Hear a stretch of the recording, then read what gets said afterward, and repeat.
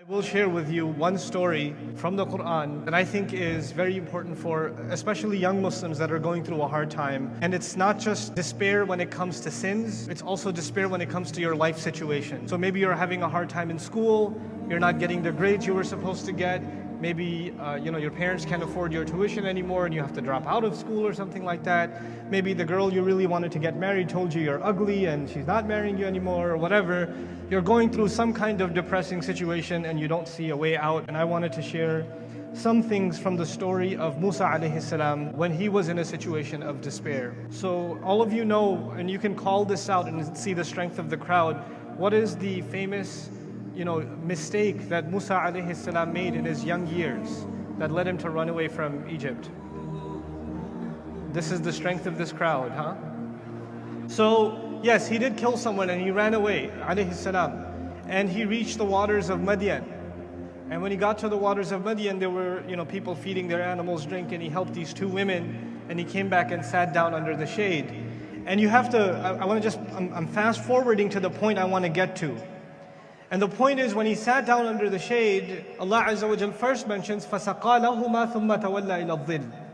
Everything Allah mentions in a story in the Quran is important.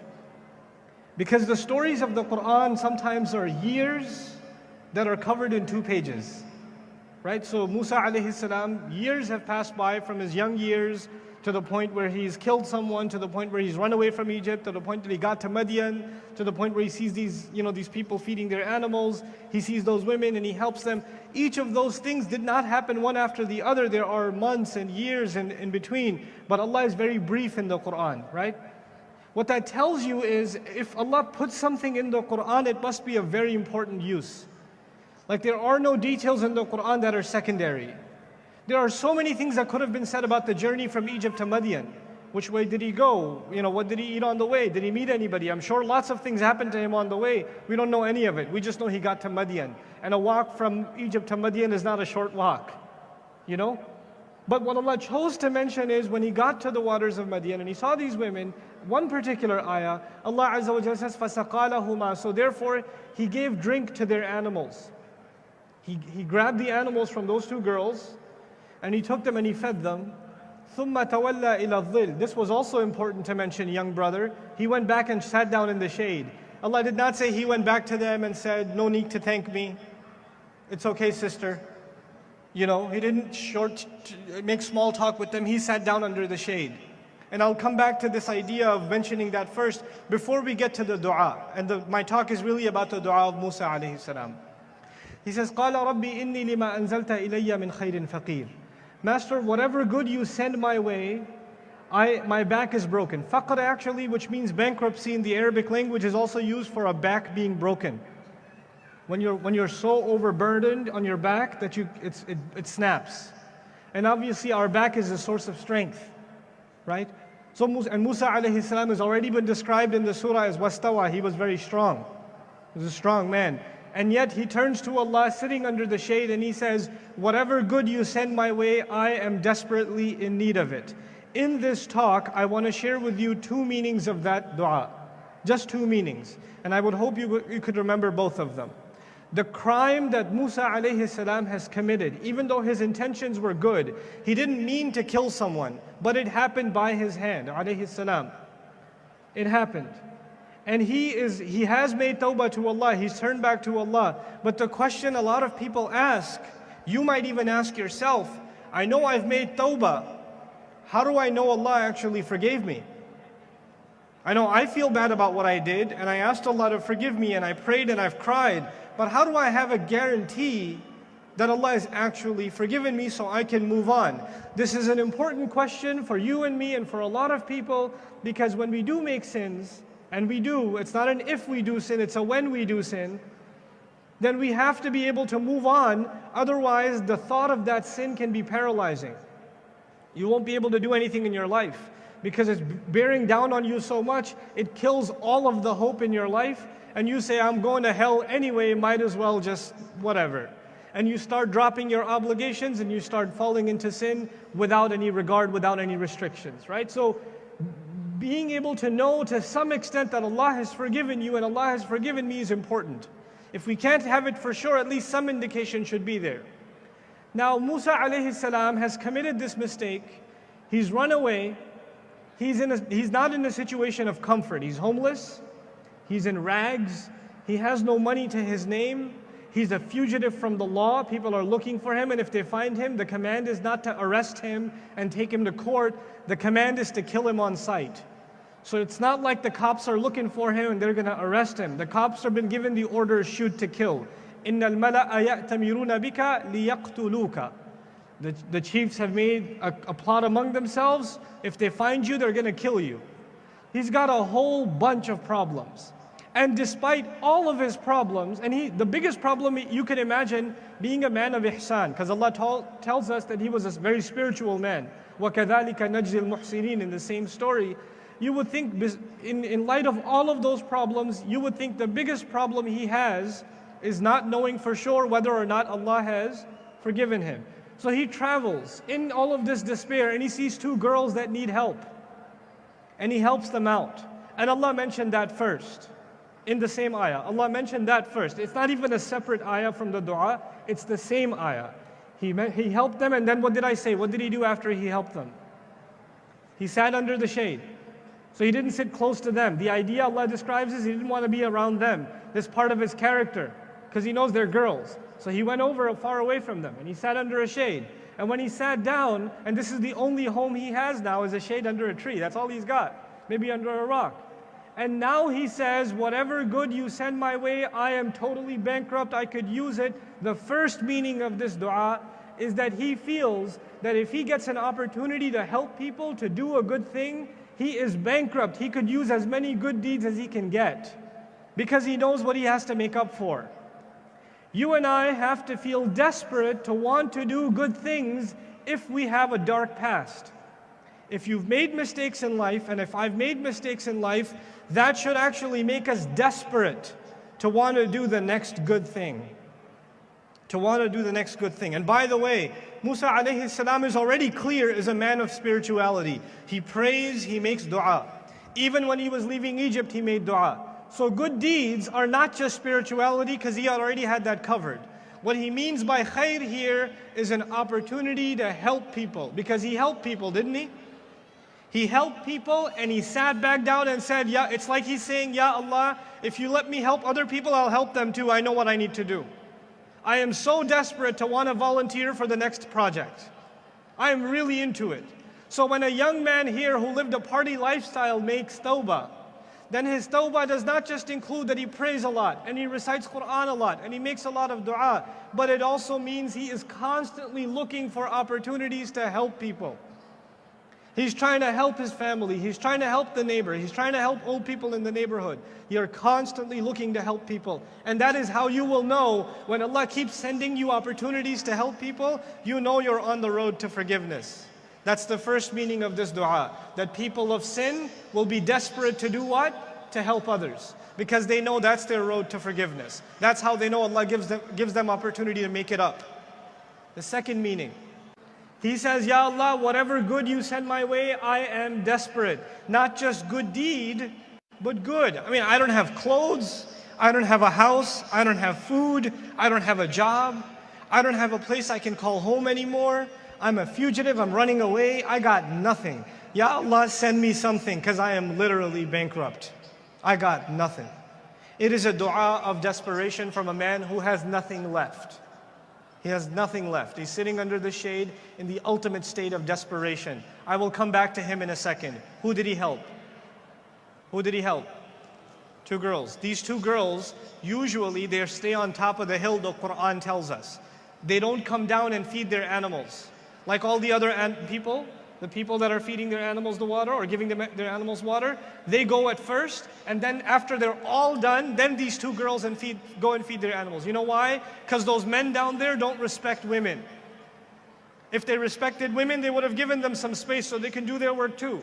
But they want to rub elbows with those women or whistle at them or howl at them. They're perverts. They don't respect women. And these girls know. They probably know from experience. So they're not going to go down there again. So they have to wait the entire afternoon until they're all done and they're by themselves, and then they can go down there. right? And the story also tells us in Surah Al-Qasas that their father is an old man, so he can't do it. So these girls have to be out in the workforce by themselves. Women in the workforce in the Quran, ladies and gentlemen. But anyhow, so these girls have to be by themselves and they have to wait all afternoon. Musa alayhi salam walks up to them and tells them, what is wrong with you? Why are you like tug-of-warring with these sheep? Because the sheep don't know these men are disrespectful, I should wait till they're done and then I'll go for the water. Their sheep see the water, and what do the sheep want to do? Go down there, and they're pulling and the sheep are pulling and they're pulling and the sheep are pulling. And Musa alayhi salam walks up and basically tells them, what is going on here? You know? So he helps them. What does that mean? He took the sheep, he walked down there, pushed those men out of the way, gave the animals drink, came back up, right? You know what that tells you? Those girls went home early or late that day. They went home early that day because the work got done a couple of hours early. Now who's at home? Who did I say lives at home? Old father. He notices you girls are home 3 hours early. What's going on? Well, there was this guy.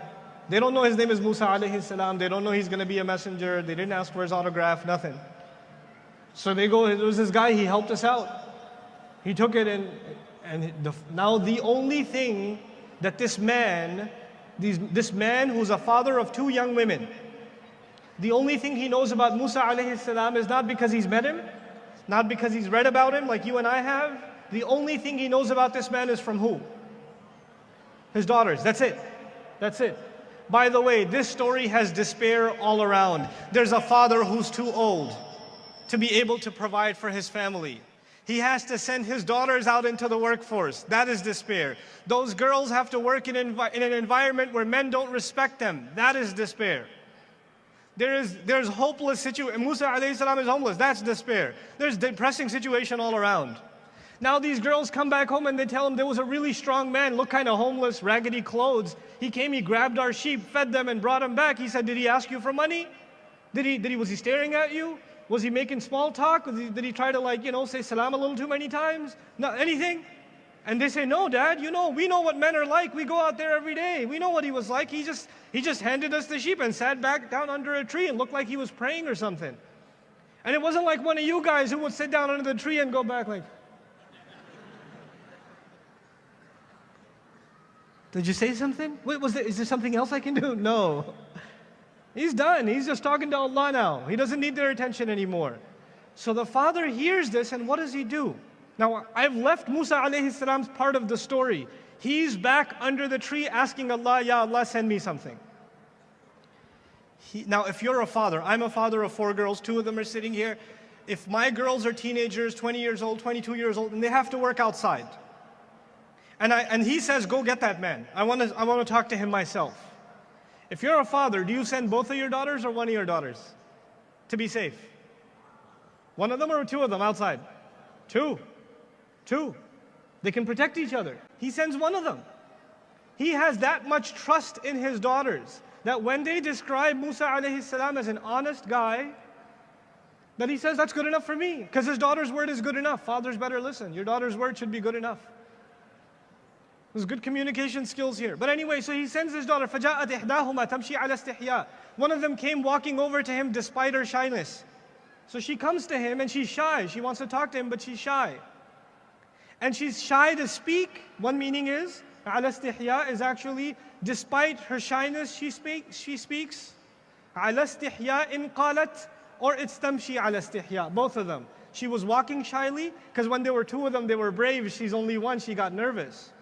So she got up to him and she says, Inna abi yad'uka, my dad is calling you, all right? My dad no doubt is calling you, so he can pay you. لِيَجْزِيَكَ أَجْرَ مَا سَقَيْتَ لَنَا. The point I wanted to make is, Musa asked Allah, Ya Allah, send me something, send me anything, I can use it. The next ayah says, therefore, as-sababiyya, one of those girls came and said, my dad's calling you. He got a job as a result of, or he wanted to get paid as a result of his what? His dua. Now, I said how many desis in the house. Here's why. You know this thing we have, a genetic disorder in the Indo-Pak subcontinent called takalluf? You know what takalluf means? Takalluf means, nahi rehne de, koi baat nahi, thane, koi nahi. No, brother, no. You go to somebody's house, they're offering you tea, and you say 1,000 times what? No, please, no, nahi. Oh, chhode rehne de. right? That's what you do. And then they don't bring you tea because they're Arab and they're like, okay, la ya'ni la. No means no, more for me, you know? And then you're leaving their house like, bade badtameez hai, chai bhi nahi pilai in logon ne, like, you know, like, but anyway, the point is, we have this thing called takalluf. And takalluf means if somebody's offering you something, what do you say first? No, I'm okay. Dude, your shirt is ripped, your foot is bleeding, somebody offered you a shoe need, and then main theek hu. That's okay, I'm okay. And you know what it's rooted in? It's rooted in the idea of self-respect. It's rooted in the idea of self-respect. You know, they say in Arabic, عِزُّ الرَّجُلِ إِسْتِغْنَاؤُهُ عَنِ النَّاسِ, that a dignity of a person is that he doesn't need other people. Right? So if you're constantly asking hey bro, can I borrow $5? And you got some money, I'm kind of hungry right now. Hey, can I borrow your laptop? Can I borrow your phone? I gotta make a phone call. Hey, can I borrow your car? The guy who borrows from you all the time, you start sending him to voicemail. Right? It's like this guy has no respect and he's always begging for stuff. But the other way around, Musa alayhi salam did not ask her for money, didn't ask her dad for money. Who did he ask for help? Allah. Allah sent him money and help through a human being. That help is not coming to you from that person, it's coming to you from Allah. That's why he says, not وَجَاءَتْ إِحْدَاهُمَا فَجَاءَتْ إِحْدَاهُمَا. The fact that she came to him and called him to come because dad wants to pay you is because he made dua to Allah. The job offer came. And what a job offer. He gets to the house and Musa alayhi salam's got a heavy heart because he killed somebody. He's got a lot on his mind. He's been traveling on his own. He's got a lot to unload. So فَلَمَّا جَاءَهُ وَقَصَّ عَلَيْهِ الْقَصَص. He got to the house, he told her father the whole story. Everything. I was born in Egypt, you know, I was supposed to be killed when I was a baby, got raised in the castle, accidentally killed somebody, ran away, oh, the whole 9 yards. Oh, and my stepfather, etc., this person, this adopting father, he's a pretty bad kafir guy. You know, and the entire police administration is looking for me, etc., etc. He's given him the whole story, and who's listening from the kitchen? Two girls. Two girls listening. And one of them calls her dad. She says, you know, she calls her dad, Abba, Baba, Daddy, Papa, Idra, Idra. Just come here, I gotta talk to you. And she says, Ya Abba tistajirhu. Dad, hire him. Dad, give him a job. Don't just pay him for what he did right now. And by the way, what he did was voluntary or paid services. What did he do? Call it out. So he doesn't turn to the sister and say, Sister, I did that for the sake of Allah subhanahu wa ta'ala. I'm simply a volunteer looking for the next good deed. I shall not get paid. He is smart enough to know when Allah sends him an opportunity. He went straight. He was like, let's go, I'm going to get paid.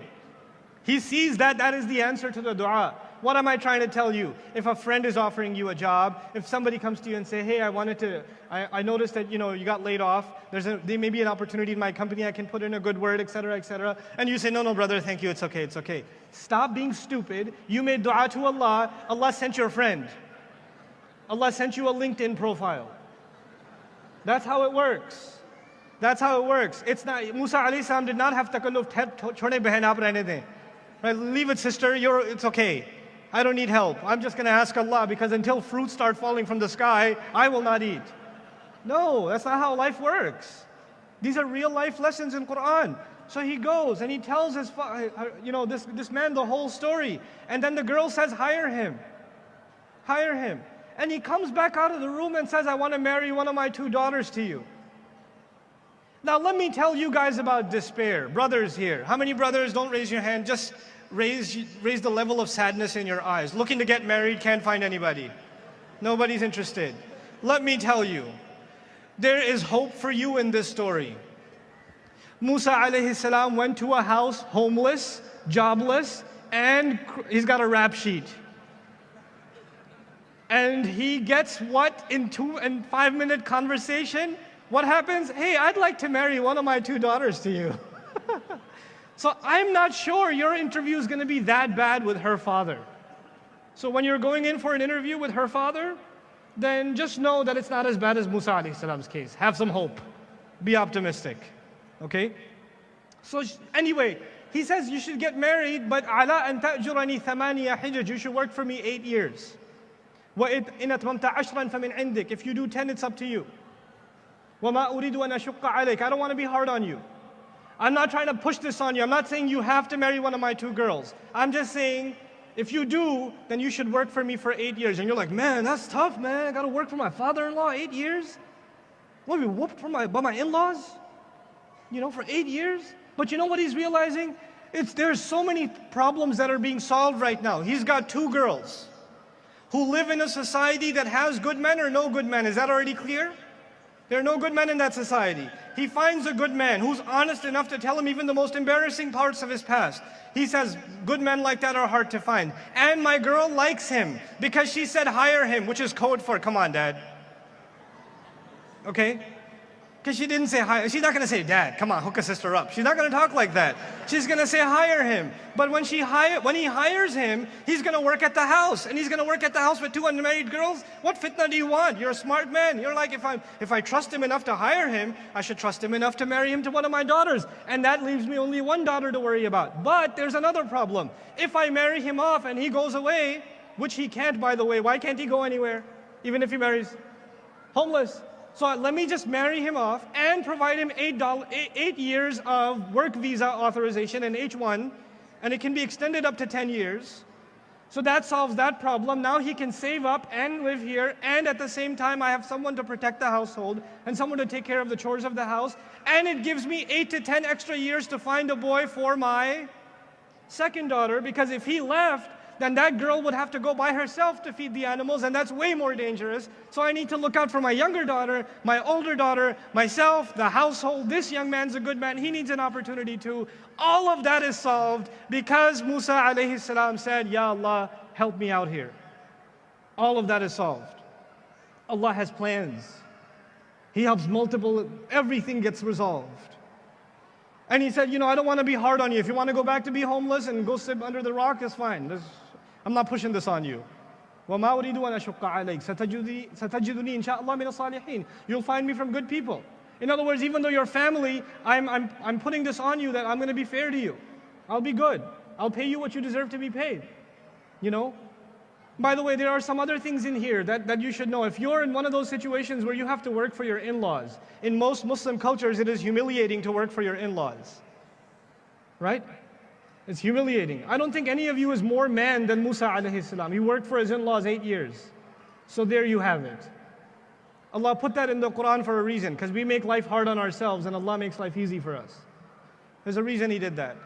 There's another thing there. You're despairing because you can't find a girl. You can't find a girl for your boy or a boy for your girl from the same zip code in Hyderabad or in Pakistan or in Egypt or Cairo or whatever. You can't find somebody from the same place. You're like, I can't marry. And he knows he's living in a non-Muslim society. He can't find a good boy. So he actually married his Arab daughter to a child of Israel. That's an interracial marriage. The only marriage mentioned in the Quran is interracial. So long as you have a good boy. You have a good boy, he meets your girl likes him, he's a good character, good enough for me, because I know decent people are hard to find. The reason I brought this part of the story up to all of you is that dua in Surah Al-Qasas. Surah Al-Qasas is surah number 28. Look for the dua yourself. I will not tell you the ayah number. Look for it yourself. Read Quran, don't be lazy. Read it and find it.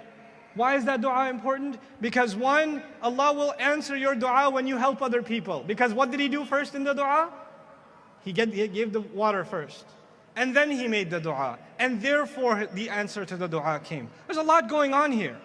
There's a lot to learn here. But you and I are in desperate need of Allah's help, and Allah's help is never far. It came immediately. It just came in the form of, not only does he have a job now, he has a home now, he is safe now, he has a family, he even got married. He didn't even ask Allah, Ya Allah, I'm marriage age, hook a brother up. No.